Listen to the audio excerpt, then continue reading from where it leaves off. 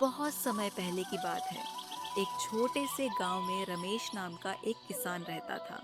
रमेश बहुत ही गरीब था, लेकिन वह अपनी मेहनत और सच्चाई के लिए पूरे गांव में जाना जाता था। उसके पास खेती के लिए अपनी जमीन नहीं थी, इसीलिए वह दूसरों के खेतों में मजदूरी करके अपना गुजारा करता था। एक बार रमेश गांव के एक जमींदार के बंजर खेत को जोत रहा था।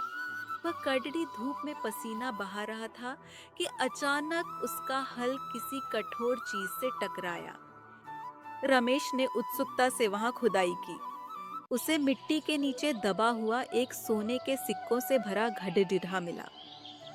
रमेश चाहता तो उस गड्ढे को चुपचाप अपने घर ले जा सकता था और अपनी गरीबी दूर कर सकता था, लेकिन उसके मन में लालच नहीं आया।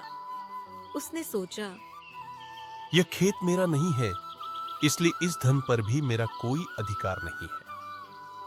रमेश सीधा जमींदार के पास गया और वह गड्ढा उन्हें सौंप दिया। जमींदार रमेश की ईमानदारी देखकर दंग रह गया। उसने रमेश से कहा, रमेश, तुम चाहते तो इसे रख सकते थे, फिर तुमने इसे मुझे क्यों दिया?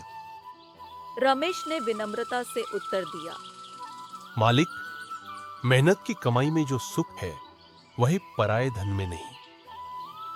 जमींदार रमेश की इस बात से इतना खुश हुआ कि उसने वह गड्ढा रमेश को उपहार के रूप में वापस दे दिया। उसे खेती करने के लिए खुद की 5 एकड़ जमीन भी दे दी। वह अपनी जमीन पर मेहनत करने लगा और सुख शांति से रहने लगा। ईमानदारी का फल हमेशा मीठा होता है।